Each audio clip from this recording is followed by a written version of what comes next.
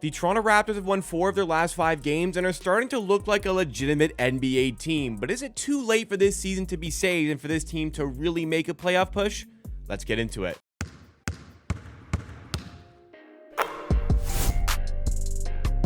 This is Amateur Sports, the YouTube channel dedicated to giving you Toronto Raptors content in videos like this and live stream watch-alongs on the channel with so much great content. You're going to love it. Make sure you subscribe to the channel. We want to hit 20,000 subs in 2025. Thank you so much for helping the channel get back to 18,000 subs after the channel got hacked, but we hit the milestone yet again. Make sure as well you drop a like if you enjoyed this particular video along the way. And there was a lot to dive into for today's video because the Toronto Raptors now sit at 12-32 on the season, but they are playing much better basketball as of late, showcased by the fact that they have now won 4 games in the last 5. They're coming off a win over the Atlanta Hawks, one where they got pushed all the way to the end, and so often, so early in the season, the Raptors were losing these close games. They would find ways to lose these games late, but they got the big stops when they needed to. They got the big makes when they needed to. And not just in this game, but they also kind of got this in the Golden State game last week, which started this mini winning run the Raptors are on. Now, 4 out of 5, like it's not crazy for some teams, but for the Raptors, that is kind of crazy, you know?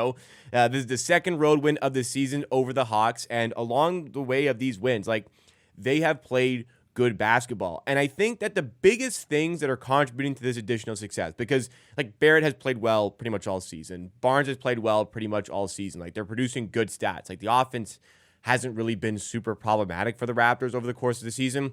What has been an issue is lack of production in a lot of cases off the bench, but most importantly, just how bad the Raptors defense has been, and that has been a big improvement in this stretch of games. And it's not just easy teams that they're beating here. Sure, Golden State and Atlanta aren't like these amazing teams, but those are solid wins, and a 13-point win over the Celtics, that's great. And, you know, I get there was a big loss to the Bucks in that stretch of games as well, because you could argue it was an away game, 6 game in 9 days to the Raptors. That's tough, but they bounced back and beat the Orlando Magic at home, albeit with some injuries. But like this team has just not gone on a run like this at all this season. So there's a couple of questions that need to be addressed for this video. Number one, is this team good enough to recover the season and make a push for the playoffs, or at least a play in some capacity? Or is the question, is this team too good to tank? Because we have potentially multiple generational players available in the upcoming draft. You could argue there's 3, definitely 1 in Cooper Flagg, but you could argue that Ace Bailey and Dylan Harper could be those guys as well as the top 3 picks in the draft. So are they good enough to make a playoff push? Are they too good to tank? Well, we'll answer those pretty quickly here. And I think the biggest issue is they lie somewhere in the middle. I think it's pretty clear that this current status of the Raptors, the way they're playing right now, if they can, well, maybe not quite this old, but this group here, and especially if you add Emmanuel quickly back in and he can please stay healthy for a little bit, this team is capable of being a playoff team. But you have to recognize where the Raptors are in the season. Like, we are over the halfway point of the season. Like I said, the Raptors are 12-32, and they are the second last seed in the Eastern Conference. Like, as bad as the Eastern Conference is this year, the Raptors are the second worst team in that Eastern Conference, and the NBA trade deadline is just around the corner. Like, the NBA trade deadline's on February 6th, guys. It's like 2 weeks away. There's only 7 more games until the NBA trade deadline. And amidst those 7 games, look, there's winnable games. There's home to New Orleans. There's away at Washington, home to Chicago coming up for the Raptors. Like 3 very winnable games coming up for the Raptors. But then it gets a bit more difficult. And even if in the best case scenario, the Raptors were to win their next 7 games, all 7 of them leading up to the trade deadline, they won't, but like, let's just imagine they did. In the absolute best case scenario, for those who want to make a playoff push, because I see people saying, like, I've been saying in live streams, like, season's too far gone, team is not good enough. Like, what are you talking about? Look how they're playing. Like, look how much time is left in the season. Let's say they win 7 games in a row, okay? They would be 19-32 at that point at the trade deadline, and they would have a win percentage of 37.2. That win percentage of 37.2 wouldn't even be a play-in tournament spot today, because the Chicago Bulls are in the 10th spot. They have a 19-26 record, which is a win percentage of 42.2%. So even if they win 7 in a row, they're likely still not in a play-in tournament position. Now, if they win 7 in a row, they're a lot closer to a play-in tournament position, and therefore, can make a push for the rest of the season. But Is that what you really want this team to do? Like, I'm not like I hate going into a game wanting the Raptors to lose. Like, I've gone into every game so far this season. I want to see the team win. But then, final buzzer goes, the dust settles, and I go, okay, you know what? Especially if it's a competitive one, a loss isn't the worst thing for this team, considering what the aspirations should be from it. It's a horrible way to think as a fan, but this is the reality of the modern NBA. Like, this is how you build your teams if you're in this position. Like, the Raptors don't attract free agents. Like, as much as people want to say Toronto's a big market, it's not. Like, give me, like, in the last, since 2010, okay? Since 2010.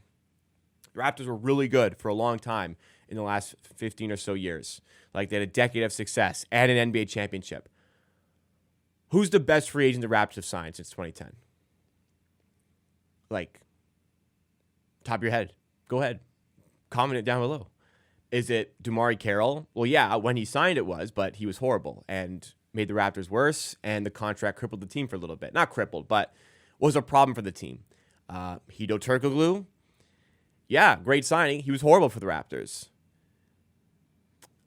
Otto Porter Jr., like, probably a really good signing at the time, but he was always hurt. Like, genuinely, who is the best free agent signing? And we're not counting DeRozan, like, he was already on the Raptors, went into free agency, signed back with the Raptors. I'm talking about a guy who left their team and signed for the Raptors as a free agent. Like, honestly, like, I can't even really give you a name here because the Raptors don't attract free agents. So they have to do their work in the draft, which is why they loaded up on draft picks last year, and they got to do their work in trades. And Masai Ujiri has a pretty good track record of that. He's had some blemishes as of late, but a pretty good track record in that regard. But the best thing the Raptors do is draft and develop players. Just imagine where this team would be if they had not fully committed to a tank in the Tampa year and didn't end up with the 4th overall pick and didn't get Scotty Barnes. Like, think about where this team would be if they did not tank and get that lottery luck that season. You've got to give yourself the opportunity, especially in a draft like this one with so much talent and the possibility, like just the possibility of getting a player as good as Cooper Flagg is. Like, he's dominating the college scene and he's a year younger than everybody. Like, this guy is incredible. This is a player worth tanking for. This is a player worth making your team worse for. And that is what the Raptors have to do at this present point leading up deadline. The season is too far gone. I'm sorry. I hate it. I don't like tanking. I don't like how the NBA has created a system where either you are a top 6 team, you're a playoff team, and you can fight for a championship, or you need to be one of the worst teams in the league and get maximized draft pick. I hate the NBA has created this landscape, but this is the landscape that we exist in, and we have to adapt to it. I hate not wanting my team to win. I don't think I'm still ever going to go into a game unless it's like last game of the season, you lose, you get the top odds at the top pick. And I know it's a lottery, but you got to maximize your odds there. And the Raptors can do that. Not by, playing worse on purpose, coaching worse on purpose. That hasn't happened. That won't happen and will never happen. I promise you. The players, they've said it. RJ Barrett literally said in a press conference, they're out there trying to win every game. You see the emotion every time they win of all the players, especially guys like Scotty Barnes. When they win, there's this big release of emotion. They want to win so bad. And I promise you, if you think the coaches are coaching poorly on purpose in some games to lose, that says more about how bad the coaching staff is, not about the fact that they're actually trying to lose games. Coaches are there to win games. Players are there to win games. Management is there to make those tough decisions, and these are the tough decisions that need to happen ahead of the trade deadline. If you remember, I said earlier in the video, one of the reasons why the Raptors have stepped it up lately is they're actually getting much more production off the bench. Olynyk doesn't look cooked anymore. Brown doesn't look cooked anymore. That's a big help for this team. Shed is growing into a really nice role off the bench. Like, the bench has been, Boucher, he's been playing great lately. The bench has been a whole lot better and is really helping out this team and is kind of digging them out of some holes, which just was not happening for the first 37 games of the season and 40 games of the season. So would that additional production there? Well, this is where the Raptors can scale that production back. Chris Boucher is attracting interest in trades. Bruce Brown is a candidate to get traded and if not traded, is a candidate to get bought out. Maybe some teams will have a look at Kelly Olynyk. He's not on an expiring contract, so that's a little bit less likely. But, yeah, management, look at the Brooklyn Nets. They were winning too many games. Boom. Dennis Schroeder, gone. Dorian Finney-Smith, gone. Were they the best return for those players? Not really, but the team has gotten significantly worse since that time. They've won one of their last 10 games. They're 14-31 on the season. They recognize what they have to do this season. They recognize that, even like they might be able to make the play-in tournament with that. But then, great. Now you got to win 2 games in a row in the play-in tournament. And your prize, you get the 1 seed. You get the Cavaliers. Maybe you're so good that you end up as a 7 seed. You're a 7 or 8 seed, and you get that 7 seed for the playoffs. Great. Now you probably get the Boston Celtics in a playoff series. So the prize for the playoffs, getting a first-round matchup against a team that's a lot better than you, I think I would much rather give myself better odds for the draft. And I'm not saying the players should go out there trying to lose. I'm not saying the coaches should go out there trying to lose. But I'm saying, this team is not going to buy. This team is not trying to invest and make themselves better. This team is going to sell. We are too far gone here. I'm not even convinced this team is good enough to make such a comeback and get into the play-in tournament spot, even if they wanted to. But I'm really confident.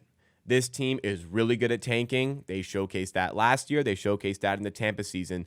They are going to give themselves the best chance to land a player like Cooper Flagg or consolation prizes like Dylan Harper and Ace Bailer. If it doesn't end up a top 3 pick, there's still some good players out there for them to get in a top 7 pick of the draft. The Raptors front office, I believe, is going to take care of business, so expect some moves to happen ahead of the trade deadline. And when those moves happen, we'll be right here on Amateur Sports breaking down all of it for you. Subscribe to the channel, keep up to date with all that great content. Make sure you drop a like if you enjoyed this video and leave a comment down below where you think the Raptors are going ahead of that trade deadline. I'll see you again next time for another video.